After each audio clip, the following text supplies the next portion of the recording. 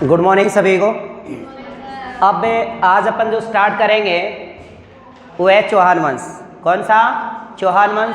अब चौहान वंश में सबसे पहले हमें ये जानना है कि कौन कौन से शाखाएं अलग अलग से व्यवस्थित थी, कौन कौन सी शाखाएं थी चौहानों की, और उन शाखाओं के संस्थापक कौन थे, कौन सी शाखा की स्थापना कब हुई थी या और किसने की थी। जैसे कई दफ़ा नॉर्मल सा क्वेश्चन पूछ लिया जाए कि कौन सी चौहानों की कौन सी शाखा 6वीं शताब्दी में अस्तित्व में आई, तो 6वीं शताब्दी मतलब 551। जैसे सबसे पहले चौहानों की जो पहली शाखा है वो है सांबर। सांबर को ही क्या कहेंगे अपन? शाकंभरी कहेंगे, सांबर कहेंगे, स्पादलक्स कहेंगे। और पहली शाखा की जो नींव रखी है, चौहानों की पहली शाखा सांबर थी, उसकी रखी है वासुदेव ने 551 ईस्वी। अब 551 का मतलब यहाँ पे 6वीं शताब्दी। अब 6वीं शताब्दी में वासुदेव ने सांबर के अंदर चौहान वंश की नींव रखी। आदि पुरुष भी चौहानों का कौन कहलाता है? वासुदेव। प्रथम पुरुष भी यहाँ पे कौन है? वासुदेव। इसके बाद अगली जो शाखाएं हैं, जैसे 10वीं शताब्दी में चौहानों की कौन सी शाखा अस्तित्व में आई? 10वीं शताब्दी। अब 10वीं शताब्दी में नाडोल, और नाडोल की इस शाखा की जो स्थापना की है वो लक्ष्मण या लखन ने की है। किसने? लखन या लक्ष्मण, 960 ईस्वी। इसके बाद बात आती है 12वीं शताब्दी।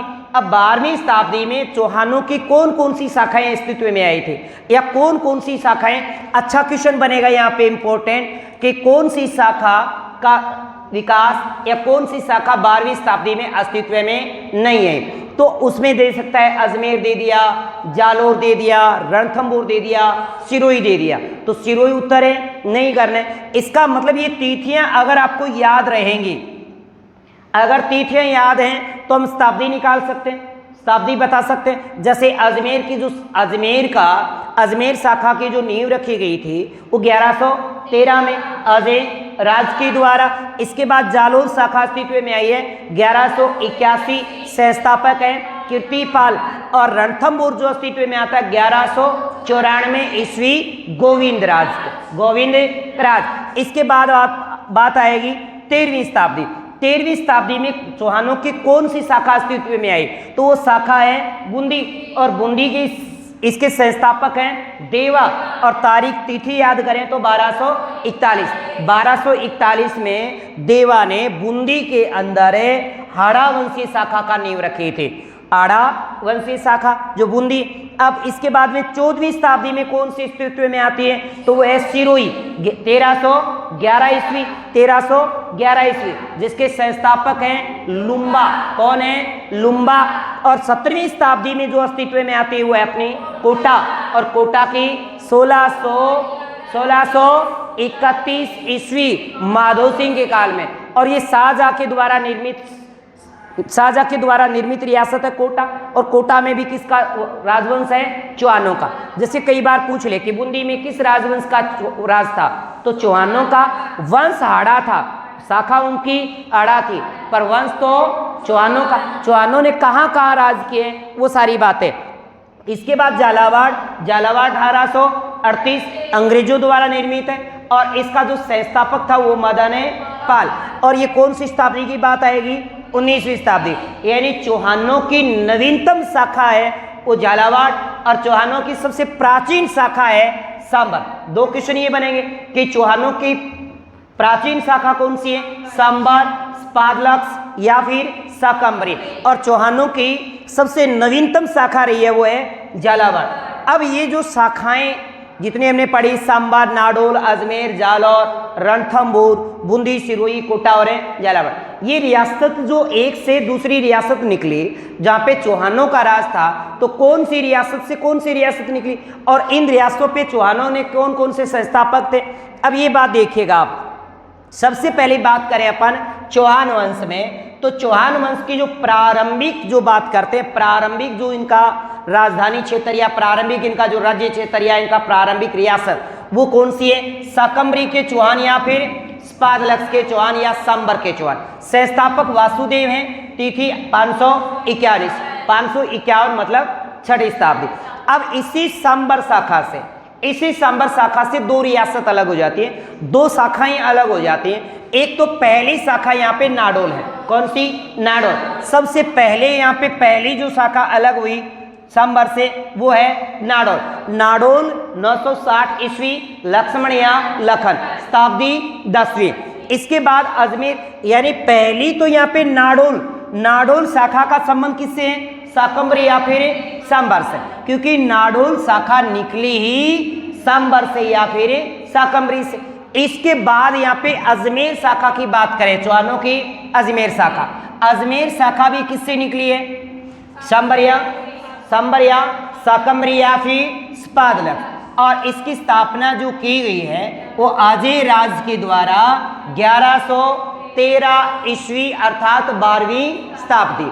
फिर इस नाडोल शाखा से अलग हुई। नाडोल शाखा से चौहानों की कौन कौन सी शाखाएं अस्तित्व में आती है?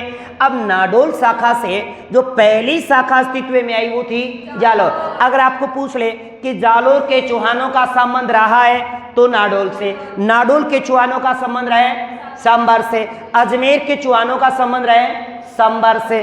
तो यहाँ पे पहली जो नाडोल शाखा से जो पहली शाखा निकली यहाँ पे वो थी जालोर। जालोर के बाद सिवाना, सिवाना के बाद बूंदी, यानी बूंदी के जो हाड़ा वंशीय चौहान भी तो थे, आड़ा वंशीय चौहान, आड़ा राजपूत जो थे जो चौहानों के अंतर्गत, वो बूंदी शाखा भी किससे निकली है? नाडोल से, नाडोल से निकली। तो जालोर के संस्थापक है कीर्तिपाल 1181 और बूंदी के हैं देवा 1241। अगर मैं 1181 बोलता हूं इसका मतलब 12वीं शताब्दी, अगर हम 1241 बोलते हैं तो मतलब है 13वीं शताब्दी। यानी नाडोल शाखा से जो 10वीं शताब्दी में बनी थी उससे दो शाखा, एक तो 12वीं शताब्दी में और एक है 13वीं शताब्दी में अलग होगी। बाद में इसी नाडोल शाखा की जो उप शाखा जालोर है, कौन सी? जालोर। इस जालोर से एक शाखा निकली, वो कौन सी है? सिरोही। यानी जालोर वाले ही कुछ जाकर राज कहाँ करने लग जाते हैं? सिरोही में, सिरोही में राज करते हैं। और सिरोही शाखा, चौहानों की सिरोही शाखा के संस्थापक हैं लुम्बा 1311 सिरोही और 1113 अजमेर, 1113 अजमेर और 1311 सिरोही। इसके बाद इस बूंदी से एक रियासत अलग होती है, वो है कोटा। आड़ा वंश की शाखाएं हैं तीनों, आड़ा वंश, आड़ा शाखाएं, वंश यहाँ पे चौहान वंश। चौहान वंश ने राज किया सभी के ऊपर। अब बूंदी शाखा, अब बूंदी के 1241, अब बूंदी से अलग होती अलग रियासत बनी, वो है कोटा। अब कोटा के ऊपर भी राज किसका है? चौहानों का। और इसके संस्थापक आते हैं, प्रवर्तक या संस्थापक माने जाएंगे माधो सिंह 1631 अर्थात 1717वीं शताब्दी। इसके बाद इसी कोटा रियासत से अलग होती है शाखा, वो है झालावाड़। ये अंग्रेजों के द्वारा निर्मित है, ये शाहजहां द्वारा। यानी कोटा रियासत को बूंदी से अलग किया था वो शाहजहां ने किया था। और शाहजहां ने स्वतंत्र राजा किसको बना दिया था? माधो सिंह को। तब से यहाँ पे कोटा के ऊपर भी चौहानों का ही राज था। यानी मूलतः हाड़ा वंश का जो राज रहा है वो बूंदी से, बाद में ये बूंदी से निकल गई कोटा और कोटा से निकली झालावाड़, बाद में झालावाड़ अलग हुई। अब झालावाड़ के मदन सिंह 1838, ये अंग्रेजों के काल में हुआ, अंग्रेजों के समय हुआ। जबकि अजमेर से जो उपशाखा निकली है, अजमेर से उपशाखा निकली वो कौन सी है? रणथंभौर। रणथंभौर भी चौहानों की शाखा है। यानी आप पढ़ेंगे तो जैसे सबसे पहले शाकंभरी के चौहान पढ़ेंगे, बाद में अजमेर के चौहान पढ़ेंगे, फिर रणथंभौर के चौहान पढ़ेंगे, फिर जालोर के चौहान पढ़ेंगे, फिर बूंदी के चौहान पढ़ेंगे, फिर कोटा के चौहान पढ़ेंगे, फिर झालावाड़ के चौहान पढ़ेंगे। फिर होता है आपका पूरा का पूरा चौहान है वंश। यानी किन किन राजाओं ने कहाँ कहाँ राज किया है ये पूरी शाखा के अंतर्गत आ जाता है। आपको ये पता होना चाहिए कि रणथंभौर शाखा का संबंध किससे है? रणथंभौर शाखा किससे निकली है? अजमेर से। अजमेर शाखा किससे निकली है? सांबर से। नाडोल किससे निकली है? सांबर से। जबकि जालोर, सिवाना और बूंदी किससे निकली है? नाडोल से। जबकि सिरोही निकली है जालोर से और कोटा निकला है बूंदी से और झालावाड़ निकला है कोटा से। बात समझ में आई? कोई डाउट है? नहीं है। अब इसके बाद जो हम आगे चर्चा करें तो वो इनके राज्य क्षेत्र की बात आती है कि चौहानों का, पहली बात तो ये होती है कि चौहानों ने किस किस एरिया पे राज किया था, कौन कौन सी इनकी शाखाएं थी, किन किन शाखाओं पे कब इनके संस्थापक, कौन कौन संस्थापक थे और कौन सी तिथि थी, वो याद रखनी है। इसके बाद चौहानों का प्रारंभिक राज्य क्षेत्र क्या है, प्रारंभिक राजधानी क्या है, और प्रारंभिक इनकी राजधानी हो गया, प्रारंभिक राज्य क्षेत्र और मूल स्थान। यानी चौहानों का जो मूल स्थान है, चौहानों का मूल स्थान माना गया है स्पाद, लक्स या फिर संबर या फिर शाकंभरी, ये तो इनका मूल स्थान है। अब इनका प्रारंभिक जो राज्य क्षेत्र रहा है वो राज्य क्षेत्र रहा है जंगल प्रदेश। कौन सा रहे, जंगल प्रदेश। प्रारंभिक राज्य क्षेत्र इनका जंगल प्रदेश, और इनकी प्रारंभिक जो राजधानी है वो अहि छतरपुर नागौर। इन सभी बातों का उल्लेख है बिजोलिया अभिलेख में लिखा है। बिजोलिया अभिलेख में लिखा है कि इनका मूल स्थान है शंबर है, प्रारंभिक राज्य क्षेत्र इनका जंगल प्रदेश। यानी ये जो बातें हम पढ़ रहे हैं इन सभी का उल्लेख कहाँ मिलता है, बिजोलिया अभिलेख, जो 1170 में सोमेश्वर के काल में लिखा गया था। तो इनका मूल स्थान क्या बताया, संभार। प्रारंभिक राज्य क्षेत्र की बात करें तो इनका जंगल प्रदेश, और प्रारंभिक राजधानी इनकी अहि छतरपुर नागौर। इन सभी का सभी उल्लेख किस में मिलता है, बिजोलिया अभिलेख में मिलता है। किसमें, बिजोलिया अभिलेख। अब अन्य साक्ष्य ये कहते हैं कि प्रारंभिक राज्य क्षेत्र है इनका अनंत गोचर से लेकर पुष्कर तक था। यानी अनंत गोचर उस समय, आज वर्तमान जिसको सिक्कर कहते हैं, इतिहास में इसे अनंत गोचर कहते हैं, और पुष्कर अजमेर वाला, यानी सिक्कर से लेकर के पुष्कर अजमेर तक का एरिया के अंदर ये चौहानों का राजपाट फैला हुआ था। चौहानों का राजपाट फैला हुआ है। ये बात अमीर महाकाव्य की करती, अमीर महाकाव्य करती जो नैन चंद्र सूरी द्वारा लिखित है उसमें ये उल्लेखित है। यानी प्रारंभिक इनका जो राज्य क्षेत्र है अनंत गोचर वर्तमान सिक्कर की बात करें, अनंत गोचर से पुष्कर तक था, और इसका उल्लेख अमीर महाकाव्य के जो रचनाकार हैं वो नैन चंद्र सूरी हैं। बाद में ये भी माना गया कि इनकी प्रारंभिक जो राजधानी थी वो अनंत गोचर थी। अनंत गोचर मतलब इनकी सिक्कर, आज वर्तमान में जिसको सिक्कर कहते हैं उसको प्राचीन काल में अनंत गोचर कहा गया है। तो इनका प्रारंभिक जो राजधानी रही वो अनंत गोचर रही। अनंत गोचर का है, सिक्कर वाला। ये बात कहाँ लिखी है, हर्षनाथ मंदिर अभिलेख जो 973 में लिखा गया था, हर्षनाथ मंदिर अभिलेख, उसके अंदर ये लिखा गया कि प्रारंभिक राजधानी इनकी अनंत गोचर है। और हमीर महाकाव्य जो नैन चंद्र सूरी ने लिखा उसमें ये लिखा गया कि अनंत गोचर से लेकर के पुष्कर तक का जो एरिया था ये चौहानों का राज था। यहाँ पे क्या था, चौहानों का राज। अगर बात हम ये भी बात किए थे कि सांबर ये चौहान क्यों कहलाए, ऐसा माना गया कि सांबर झील के चारों रहे, धीरे धीरे ये चौहान कहलाए और चौहान से ये चौहान बन गए। इस बात का जो समर्थन करता है वो अपने रामकर्ण आसोपा जी है। रामकर्ण आसोपा जी का मानना है कि सांबर झील के इर्द गिर्द ये रहा करते थे। बात समझ में आ रही सभी को। इसके नेक्स्ट बात अगर आगे चर्चा करें तो बात आती इनकी उत्पत्ति के, कि इनकी उत्पत्ति किससे हुई। यानी किसी भी राजवंश को पढ़े तो पहले उनकी सभी शाखाएं याद होनी चाहिए, उनके संस्थापक याद होने चाहिए, उनका मूल स्थान याद हो, प्रारंभिक राज्य क्षेत्र याद होना चाहिए, और उनका मूल स्थान, प्रारंभिक राजधानी और प्रारंभिक उनकी राजधानी, ये मोटे तौर पे हमें याद होना चाहिए। इसके बाद जो बात आती है वो आती है उत्पत्ति के। तो उत्पत्ति में देखा होगा कि या तो सूर्यवंशी या फिर इंद्रवंशी या चंद्रवंशी या फिर ब्राह्मण वंशी, ऐसे कुछ उल्लेख मिलते हैं। तो सबसे पहले जो साक्ष्य मिले हैं सूर्यवंशी होने के, क्या क्या साक्ष्य, यानी चौहानों को सूर्यवंशी माना गया। अब किन किन स्थानों पे कौन कौन से ऐसे साक्ष्य मिले इतिहास में जिनके अंदर चौहानों को सूर्यवंशी कहा गया। एक तो है बेदला अभिलेख, बेदला अभिलेख में भी क्या कहा गया, सूर्यवंशी।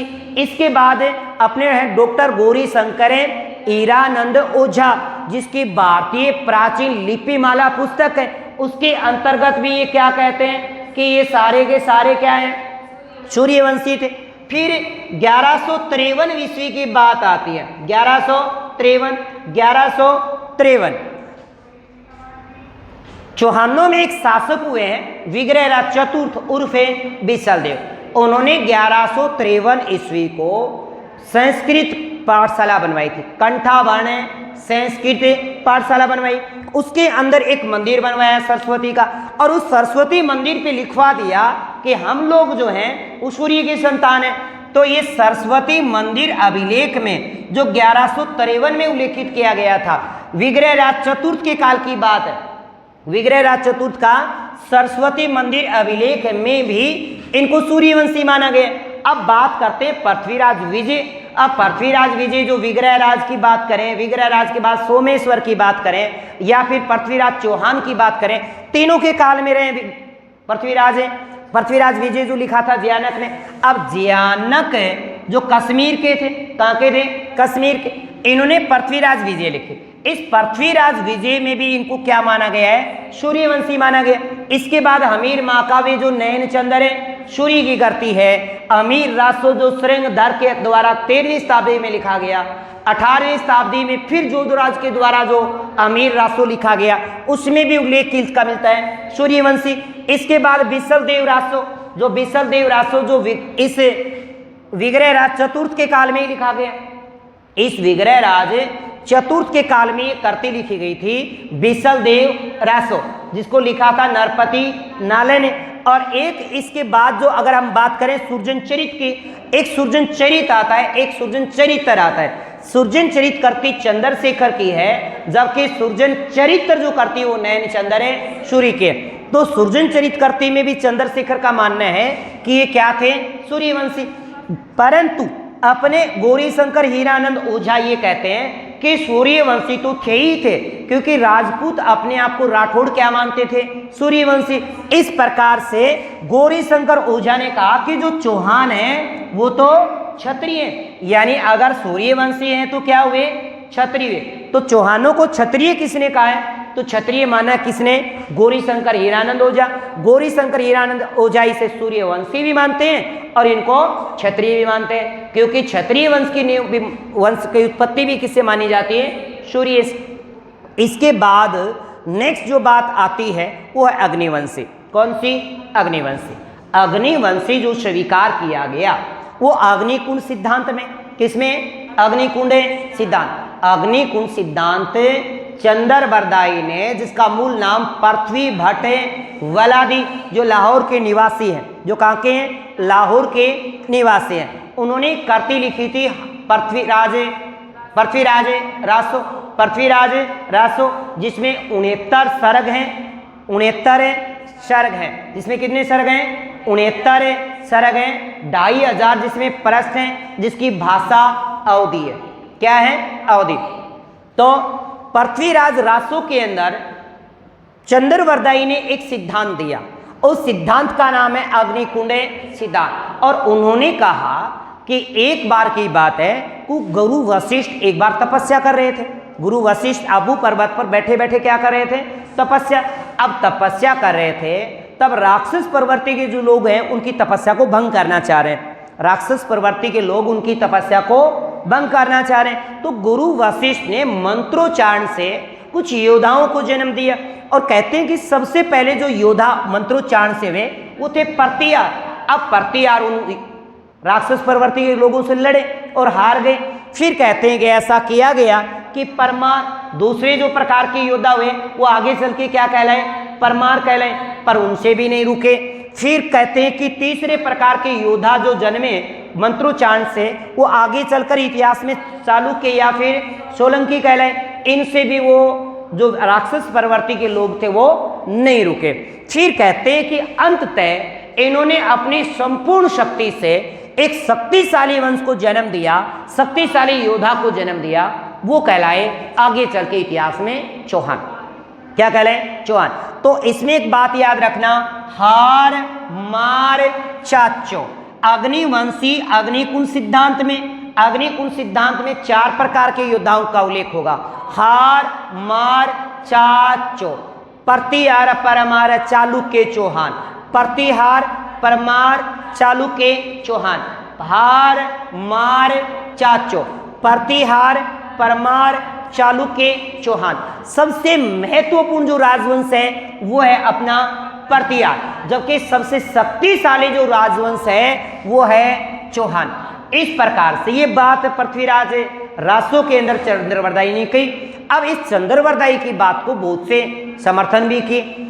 अपने कुछ इतिहासकार सूर्यमल मिश्रण भी कहते हैं कि बिल्कुल चंद्रवरदायी ने लिखा वो सही बात है अग्निवंश से। इस बात का समर्थन करते हैं सूर्यमल मिश्रण। कौन करते हैं? सूर्यमल मिश्रण। और एक अपने जोधपुर के जो जसवंत सिंह के जो दरबारी थे मुनोद नैनसी, जिसकी करती नैनसिरी ख्यात मारवाड़ परगनारी विगत, जिसे राजस्थान का गजेटियर कहा जाता है। और इसके बाद मोनोद नैनसी जो जोधपुर के और जसवंत सिंह प्रथम के दरबारी विद्वान रहे। सूर्यमल मिश्रण भी इस बात को समर्थन कर रहे हैं। और सूर्यमल मिश्रण आपको पता है कि उस समय बूंदी का शासक राम सिंह सेकंड था। बूंदी का शासक है राम सिंह सेकंड के दरबारी रहे सूर्यमल मिश्रण। और राजस्थान में साहित्य के क्षेत्र में जो सबसे ऊंचा जो पुरस्कार है वो सूर्यमल मिश्रण पुरस्कार ही दिया जाता है अप्रत्यक्ष रूप से अग्निवंश से। कर्नल जेम्स टोड कहते हैं, भाई बात तो आपकी मुझे अच्छी नहीं लगी कि थे तो हमारे विदेशी, क्योंकि वो कहते हैं ना आप कोई शक्तिशाली होगा ये कहेंगे ये तो हमारे थे। तो कर्नल जेम्स टोड मानते तो विदेशी हैं, परंतु साथ साथ इस पृथ्वीराज रासो की जो करती चंद्रवरदायी की जो करती पृथ्वीराज रासो करती है उसमें जो अग्निकुल सिद्धांत है इसका अप्रत्यक्ष समर्थन भी करते हैं कि शायद ऐसा हुआ होगा। शायद आपके अग्नि से जन्मते होंगे, हमारे तो माताओं से जन्मते हैं, पर हमारे जो विदेशी हैं ये तो आप सारे विदेशी हैं। आगे चलकर कर्नल जेम्स टोड इनको क्या कहेगा? विदेशी भी कहेगा। पर अप्रत्यक्ष रूप से अग्निवंशी कौन स्वीकार करता है इनको? कर्नल जेम्स टोड स्वीकार करता है। इसके बाद देखिएगा विदेशी होने के साक्ष्य। अब कर्नल जेम्स टोड अगर बात करेगा तो विदेशी तो बात करेगा। अब एक जाति है विदेशी शक या सिथियन, शक या सिथियन, एक विदेशी जाति जिसका शक या फिर सिथियन है। कर्नल जेम्स टोड कहते हैं कि आपके जो ये चौहान है ये हमारे तो शक वाली जाति के हैं, शक या सिख वाले, शक या सिथियन। बोल कैसे? बोला एक बात बताओ, आप सूर्य की पूजा करते हो? बोले करते हैं। तो हमारे भी शक क्या करते थे? सूर्य की पूजा। आप भी देवी देवताओं को क्या चढ़ाते हो? शराब। हमारे भी क्या चढ़ती है? शराब। तो हमारे शक की विवेक नहीं हो सकता है आगे यहाँ आकर के इन्होंने यहाँ की लैंग्वेज सीख ली होगी, पर ये थे तो हमारे अपने यहाँ के राजा वाजा। बोले यार बात तो सही कह रहा है टोड जी बात तो क्या कह रहे हैं? सही कह रहा है कि टोड जी कह रहे हैं कि भी हमारे वाले शक तो वो सूर्य को मानते हैं। किसको मानते हैं? सूर्य की पूजा करते हैं, शराब भी चढ़ाते हैं और शराब महफिल में पीते भी हैं। और ये तो हमारे सब किया करते थे और ये आप वाले भी करते हैं। तो बताओ मेल खाता कि नहीं खाता? बोला हाँ जी खाता। तो बोलो बताओ ये विदेशी विवेक नहीं? आप पहले बोले साहब विदेशी हैं हम तो, क्या शक है? कर्नल जेम्स टोड पे आके कवालिया कर दो विदेशी। बोले आप विदेशी हो नहीं पक्के? बोले है। बोले हम आपके पूर्वज हुए कि नहीं हुए? बोलो हुए। इस बात का समर्थन कर्नल जेम्स टोड भी करते हैं और एक स्मिथ भी करता है और एक विलियम क्रूक भी करता है। तो तीन व्यक्ति हैं जो शक और सिथियन से मानते, कर्नल जेम्स टोड, स्मिथ और विलियम क्रूक। परंतु अपने राजस्थान के दो इतिहासकार हैं, एक तो है ईश्वरी सिंह और एक डॉक्टर भंडारकर। डॉक्टर भंडारकर और ईश्वरी सिंह का मानना है कि शक नहीं थे, ये खज जाति से थे। और खज जाति क्या है? विदेशी, यानी खज जाति के वंशज माने। अब राजस्थान के उन इतिहासकारों के नाम बताइए जिन्होंने चौहानों को विदेशी बताया। तो डॉक्टर भंडारकर और डॉक्टर ईश्वरी प्रसाद। डॉक्टर भंडारकर और ईश्वरी प्रसाद। फिर बात ब्राह्मणों की आ जाती। कुछ इतिहासकार कहते हैं कि ब्राह्मण भी थे। सबसे पहले तो बिजोलिया अभिलेख की बात करते हैं। बिजोलिया अभिलेख चौहानों के काल में लिखा गया। किसके काल में? चौहानों के काल में। अब चौहानों के काल में लिखा गया तो शायद अपने काल में तो बात सही लिखी होगी। तो बिजोलिया अभिलेख में भी लिखा गया है कि ये क्या थे? वत्स गोत्रीय ब्राह्मण थे। क्या बताया गया? वत्स गोत्रीय ब्राह्मण। अब ये बात इसके अंदर लिखी गई और सोमेश्वर के काल में लिखी गई।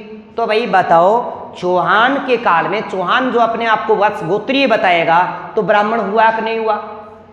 हिसाब से क्या हुआ? ब्राह्मण हुए।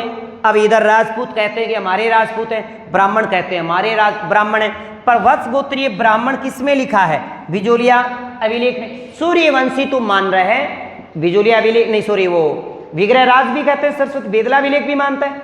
बेदला अभिलेख अमीर महाकाव्य भी मानता है, अमीर रासो भी मानता है, और विसलदेव रासो और सुजनचरित भी मानता है। पर बात अगर ब्राह्मण वंशी की करें तो बिजोलिया अभिलेख में इनको वत्स गोत्रीय ब्राह्मण बताया गया।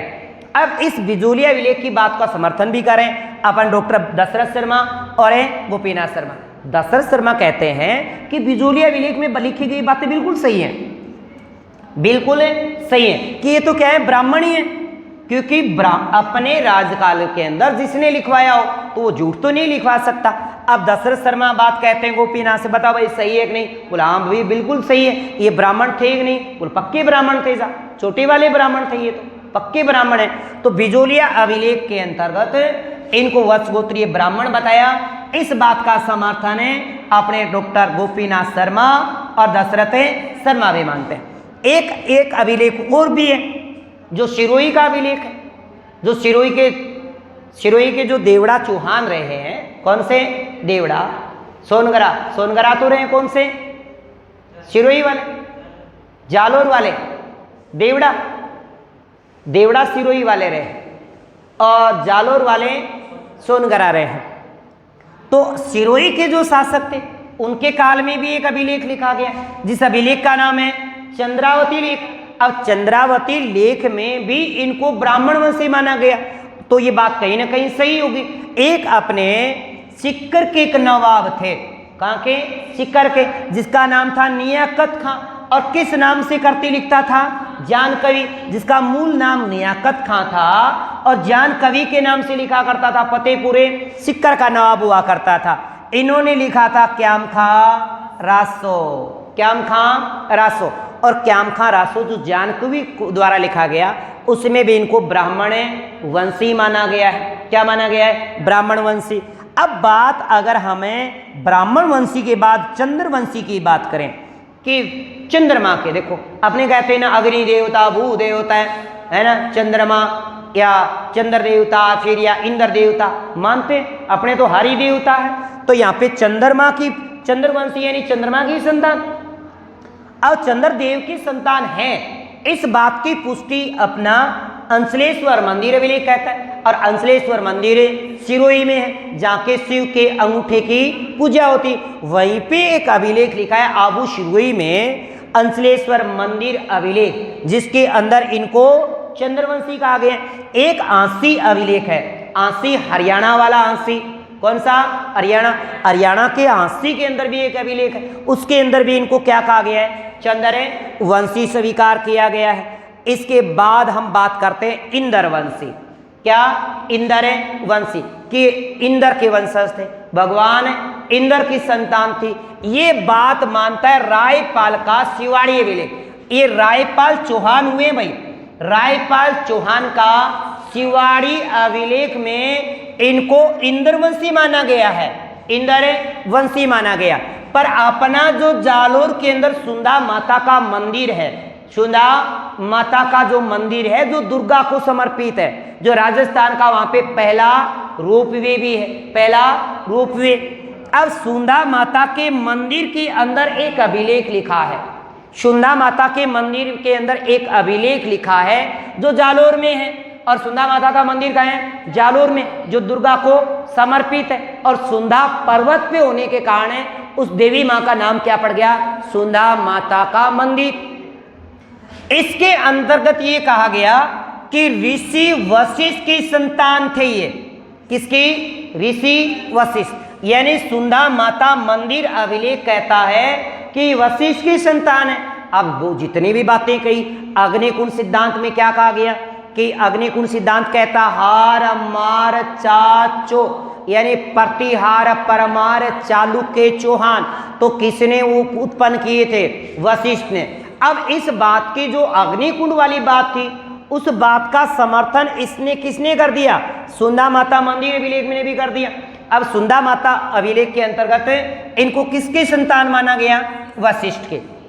आपको याद ये रखना है कि चौहान जो थे वो प्रतिहारों के सामंत, राठौड़, चालुक्य, परमार। देखो प्रतिहारों के चालुक्य, परमार या सोलंकी कहें, है ना, और गोहिल, राठौड़, सब किसके वंश, किसके सामंत हुआ करते थे? प्रतिहारों के। प्रतिहारों के सामंत, गोहिल भी प्रतिहारों के सामंत, राठौड़ भी प्रतिहारों के सामंत, चौहान भी प्रतिहारों के सामंत। मतलब राजा के नीचे जो काम करते थे वो चौहान है, उसमें प्रतिहारों के यहाँ पे राज किया करते थे। जब राजस्थान के इन रियासत काल के अंतर्गत कौन कौन से चौहान वंश से कौन कौन से प्रतिहार शासकों के सामंत रहे, कौन कौन से प्रतिहारों के सामंत रहे, तो अपना एक आता है दुर्लभ राज। आगे हिस्ट्री में जब अजमेर के चौहान शाकंभरी के चौहान पढ़ेंगे तो दुर्लभ राज आएगा। दुर्लभ राज वत्सराज प्रथम का या वत्सराज का सेनापति भी था और वत्सराज का सामंत भी था। इसके बाद गुवक प्रथम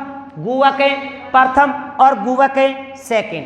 गुवक प्रथम जो है वो नाग बटे सेकंड का सामंत रहा और गुवक सेकंड जो था वो मिहिर भोज का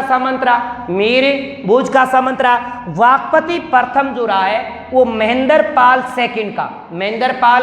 सेकंड का सामंत रहा और इसके बाद जो सिंह राज हुए हैं वो विजयपाल के सामंत हुए। इसके बाद इन्होंने क्या किया, अपना अलग से राजवंश कायम कर लिया। पर ये शुरुआत तो दुर्लभ राज से ही शुरू हो जाती है। कोशिश ये भी करता है, गुवक भी करता है। तो कहने का मतलब हुआ कि चौहान किसके सामंत हैं, प्रतिहारों के। तो चौहान किसके सामंत रहे, प्रतिहारों के सामंत। दुर्लभ राज चौहान शासक दुर्लभ राज किसके सामंत थे, वत्सराज। ये भी पूछ सकता है कि चौहान शासक दुर्लभ राज के समकालीन प्रतिहार शासक था वत्सराज। गुवक प्रथम के समकालीन प्रतिहार शासक है नागभट्ट सेकंड और गुवक सेकंड के समकालीन प्रतिहार शासक है मीर भोज सेकंड। तो यहाँ पे ये तीन बातें बड़ी इंपॉर्टेंट रहेंगी। अगर पेपर में कभी प्रश्न आया तो यहाँ से हार्ड बनेगा, याद भी रखनी है बातें। इसके बाद जो आती है चौहानों के कुछ कुलदेव, उनकी कुल देवियाँ किस किस शाखा के अलग अलग शाखाएं रही हैं, तो उनके कौन कौन सी देवियों को मानते थे। यानी चौहानों की अगर कुल देवी माने तो शाकंभरी माता या सांबर माता, और चौहानों का जो कुल देव है कुलदेव माना गया हर्षनाथ, जो काजला पर्वत शिखर पर रेवासा शिखर में है। इसके बाद शेखावाटी के जो चौहानों ने राज किया, शेखावाटी के चौहानों की कुल देवी जीण माता है। कौन सी है, जीण माता। सोनगरा चौहान जो काके सोनगरा चौहान जालोर के। अब जालोर वाले सोनगरा चौहानों की जो कुल देवी रही है वो है आशापुरी माता, पर नाडोल के चौहानों की है आशापुरा माता नाडोल के चौहानों की कुल देवी है। जबकि बिस्सा जाति की जो आराध्य या कुल देवी मानी गई है वो भी आशापुरा माता है, पर वो पोकरण वाले, कहाँ की, पोकरण की। जो बिस्सा जाति के लोग मेहंदी नहीं लगाते। और कोटा के चौहानों की जो कुल देवी है बदाना माता है, जो मूढ़ लोगों का निवारण करती है। एक जालोर वाले तो सोनगरा वाले आएंगे कि जालोर के चौहानों की या सोनगरा चौहानों की कुल देवी कौन सी है, आशापुरी माता का मंदिर जालोर में ही है। कहाँ है, जालोर में। इसके बाद आता है चौहान कौन से संप्रदाय को मानते थे। चौहान शैव संप्रदाय को मानते थे, गोहिल भी शैव संप्रदाय को मानते।